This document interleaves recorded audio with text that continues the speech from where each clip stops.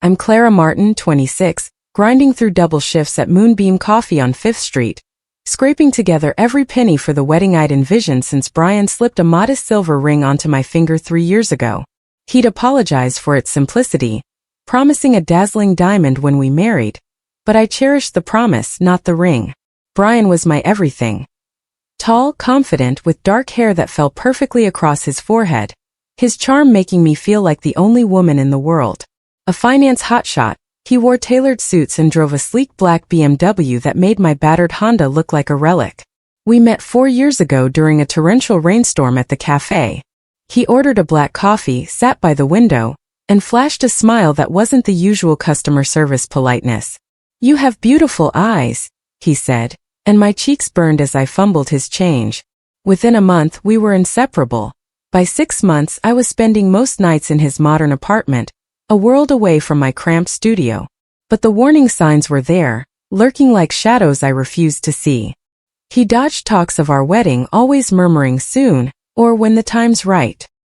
He never introduced me to his family or friends, claiming they were distant or busy. Hushed phone calls in another room, frequent work conferences that whisked him away for weekends, signs I excused as his private nature or career ambition. Love blinded me, filling the gaps with hope instead of suspicion. The night before, he'd been restless, pacing the apartment, eyes glued to his phone, barely touching the lasagna I'd spent hours preparing. When I asked if he was okay, he snapped, "Not everything's about you, Clara." His sharp tone stung, and I shrank, apologizing as I cleaned the kitchen in silence while he locked himself in his study, the blue glow of his laptop seeping under the door.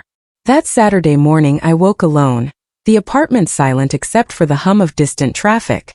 Sunlight painted golden streaks across the polished floors. With my shift at Moonbeam not starting until noon, I decided to tidy, a ritual I'd perfected to show Brian I cared.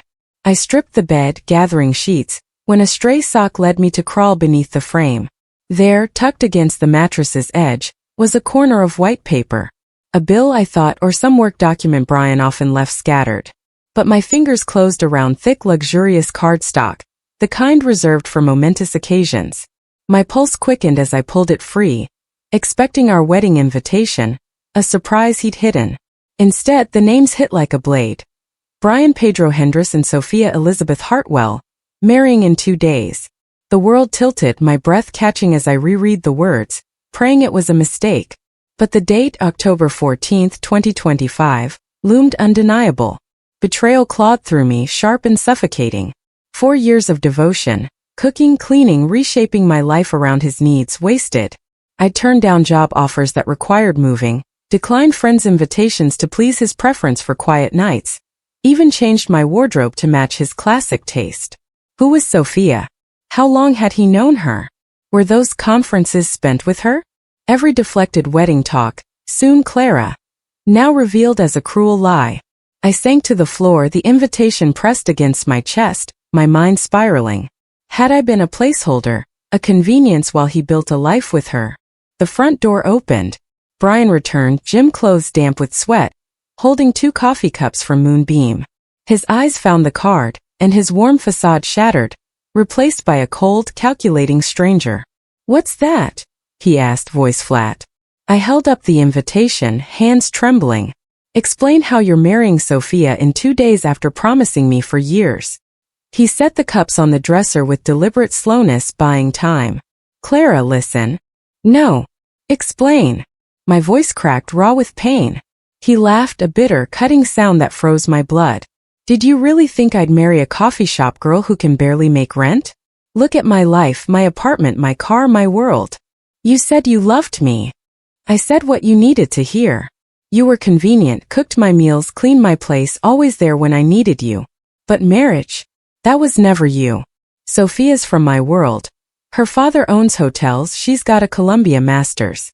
She's the kind of woman I marry. And what am I?" His smile was cruel. "The kind a man like me keeps around until he finds someone better." The room spun, my world collapsing. For years, sacrificing opportunities, friendships, my identity for a lie. "I loved you," I whispered, hating my brokenness. "You loved the fantasy of escaping your sad little life. Get out, Clara." I've got a bachelor party tonight. I left the key on the counter, stumbled to my car, and drove home in a fog. In my tiny studio I collapsed, sobbing until my chest ached. No savings. Every cent went to our wedding fund. No plan. My future had been Brian. Friendships faded, sacrificed for him. My phone buzzed with a text from my manager, but I typed back, sick. It wasn't a lie, I was dying inside. Then Angela called. I poured out the betrayal, every humiliating detail. That bastard, she growled. He's a monster, not you a fool. Shower, eat. We're not letting him walk away. How? Crash his wedding. Sophia deserves the truth, and he deserves to burn. The idea sparked a fire in my chest, small but fierce. It's crazy. Crazier than him stealing 4 years? He humiliated you, Clara. Don't let him ride off with his perfect bride while you're shattered.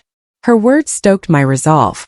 I called my brother Clayton, cousin Stephanie, friend Ben from work. One by one they rallied, their outrage fueling my courage. We had 48 hours to plan a reckoning. St. Mary's Cathedral stood like a fortress, its Gothic spires piercing the October sky. Luxury cars, Mercedes, Teslas, a Bentley, lined the street, screaming wealth I'd never touched. Brian's real world, hidden from me for 4 years. In Angela's Civic, I watched guests in designer dresses and suits pour in, a stark reminder I'd never belonged. My navy sheath dress, bought with my last savings, and heels gave me a veneer of confidence. Research revealed Sophia, 24, Columbia Business School grad, daughter of a hotel magnate. Her Instagram showed no hint of me. She was clueless. Angela and Clayton entered first, blending with the crowd. Stephanie and Mike scouted inside. Ben waited outside with a camera to capture the chaos. At 1:45, Sophia stepped from a white Rolls-Royce, a vision in silk and lace, her veil flowing like a dream. Her radiant smile twisted my gut with guilt, but Brian's words, "until someone better," hardened my resolve. She deserved the truth. We crossed the street, my heart pounding like a war drum. The cathedral's sanctuary was breathtaking. Soaring ceilings, stained glass casting rainbows, white roses and peonies drowning the air in sweetness. Brian stood at the altar, tuxedo impeccable, his confidence a slap in itself. I slipped into a back pew, Angela's hand gripping mine, Clayton's jaw tight with rage. The music shifted. Bridesmaids in pale pink glided down the aisle. Guests rose as the wedding march swelled, and Sophia appeared, arm in arm with her father, glowing with joy. I stood, voice cutting through the music. "Excuse me." The quartet stopped. Heads whipped toward me. Sophia froze mid-aisle, confusion clouding her face. Brian's complexion turned ghostly, his eyes locking on mine, fear flickering. "I'm Clara Martin," I said, stepping into the aisle, voice growing stronger. "For 4 years I've lived with Brian, cooked his meals, planned our wedding." Gasps echoed. Sophia's bouquet hit the stone floor, white roses scattering. "Lies!" Brian shouted from the altar, voice cracking. I raised my phone, displaying a selfie of us in his kitchen, his arms around me, smiling. "He gave me a ring, promised marriage. 2 days ago, I found your invitation under his bed while cleaning." Sophia crumpled onto a pew, her bridesmaids rushing to her. The sanctuary buzzed with whispers, guests pulling out phones to record the scandal. "He called me a coffee shop girl, not good enough. Convenient until he found someone better." I turned to Sophia, softening. "You deserve the truth. He's lied to us both." "Is it true?" Her voice, barely a whisper, cut to Brian. "I can explain," he stammered, sweat beading on his forehead. "Explain what?" Her father stormed down the aisle, face purple with rage. "Living with another woman while engaged to my daughter."